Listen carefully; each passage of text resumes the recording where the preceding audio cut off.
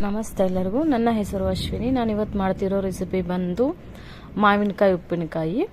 ಈ ಸೀಸನ್ ಬಂತಂದರೆ ಎಲ್ಲರೂ ಮಾವಿನಕಾಯಿ ಉಪ್ಪಿನಕಾಯಿ ಹಾಕ್ಕೋತಾರೆ, ಹಾಗಾಗಿ ನಾನು ಮಾಡ್ತಾಯಿದ್ದೀನಿ.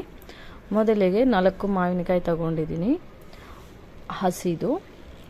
ಇವಾಗ ಚೆನ್ನಾಗಿ ತೊಳಿತಾ ಇದ್ದೀನಿ. ತೊಳೆದ್ಬಿಟ್ಟು ಕಾಟನ್ ಬಟ್ಟೆಯಲ್ಲಿ ಚೆನ್ನಾಗಿ ಒರೆಸ್ಕೋಬೇಕು. ತೇವ ಇದ್ದರೆ ಅದು ಕೊಳ್ತೋಗೋ ಚಾನ್ಸಸ್ ಇರುತ್ತೆ, ಅದಕ್ಕೆ ಒಂಚೂರು ತೇವ ಇಲ್ದಿರ ಚೆನ್ನಾಗಿ ನೀಟಾಗಿ ಒರೆಸ್ಕೋಬೇಕಾಗುತ್ತೆ.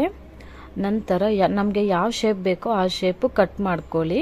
ಪೀಸಸ್ಸು ಚಿಕ್ಕ ಪೀಸ್ ಬೇಕಾ, ಇಲ್ಲಾಂದರೆ ಉದ್ದ ಬೇಕಾ, ಯಾವ ಶೇಪ್ ಬೇಕೋ ಆ ಶೇಪ್ ಕಟ್ ಮಾಡ್ಕೊಳ್ಳಿ. ನನಗೆ ಚಿಕ್ಕ ಪೀಸ್ ಬೇಕಾಗಿತ್ತು, ಅದಕ್ಕೆ ನಾನು ಚಿಕ್ಕ ಪೀಸ್ ಕಟ್ ಮಾಡಿಕೊಂಡು ಒಂದು ಪಾತ್ರೆಗೆ ಹಾಕ್ಕೊತಾ ಇದ್ದೀನಿ. ನೋಡ್ಬೋದು, ಒಂದು ಪಾತ್ರೆಗೆ ಹಾಕ್ಕೊಂಡು ಇವಾಗ ನಮಗೆ ಉಪ್ಪಿನಕಾಯಿ ಮಾಡೋಕ್ಕೆ 1 ಟೇಬಲ್ ಸ್ಪೂನ್ ಜೀರಿಗೆ, 1 ಟೇಬಲ್ ಸ್ಪೂನು ಸಾಸಿವೆ, 1 ಟೇಬಲ್ ಸ್ಪೂನು ಮೆಂತ್ಯ ಬೇಕಾಗುತ್ತೆ. ಅದೆಲ್ಲ ಚೆನ್ನಾಗಿ ಹುರ್ಕೊಂಡು ಮಿಕ್ಸಿಗೆ ಗ್ರೈಂಡ್ ಮಾಡ್ಕೊಂಡಿದ್ದೀನಿ. ಆ ಪೌಡ್ರ್ ಹಾಕ್ಕೊತಾ ಇದ್ದೀನಿ. ಮತ್ತು ಖಾರದ ಪುಡಿ 2 ಟೇಬಲ್ ಸ್ಪೂನು, ರುಚಿಗೆ ತಕ್ಕಷ್ಟು ಉಪ್ಪು ಹಾಕ್ಕೊಂಡು ಚೆನ್ನಾಗಿ ಮಿಕ್ಸ್ ಮಾಡ್ಕೊಳ್ಳಿ. ಆನಂತರ ನಿಮಗೆ ಬೆಳ್ಳುಳ್ಳಿ ಬೇಕಂದರೆ ಜಜ್ಜಿಬಿಟ್ಟು ಹಾಕ್ಕೊಳ್ಳಿ, ಇಲ್ಲಾಂದರೆ ಸ್ಕಿಪ್ ಮಾಡಬಹುದು. ಮತ್ತು ನಾನು ಎಣ್ಣೆ ಪಕ್ಕದಲ್ಲಿ ಇಟ್ಕೊಂಡು ಕಾಯಿಸ್ಕೊಂಡು ಅದು ತಣ್ಣಗಾದ್ಮೇಲೆ ಹಾಕ್ಕೊತಾ ಇದ್ದೀನಿ. ಇನ್ನು ನನ್ನ ಚಾನಲ್ಗೆ ಯಾರು ಸಬ್ಸ್ಕ್ರೈಬ್ ಮಾಡ್ಕೊಂಡಿಲ್ವೋ ಪ್ಲೀಸ್ ಸಬ್ಸ್ಕ್ರೈಬ್ ಮಾಡ್ಕೊಳ್ಳಿ. ಹಾಗೆ ಪಕ್ಕದಲ್ಲಿರುವ ಬೆಲ್ ಐಕಾನ್ ಬಟನನ್ನು ಪ್ರೆಸ್ ಮಾಡಿ. ಆನಂತರ ಗ್ಯಾಸ್ಗಾದರೂ ಹಾಕ್ಕೊಳ್ಳಿ, ಇಲ್ಲಾಂದರೆ ಸ್ಟೀಲ್ ಪಾತ್ರೆಗಾದರೂ ಹಾಕ್ಕೊಳ್ಳಿ.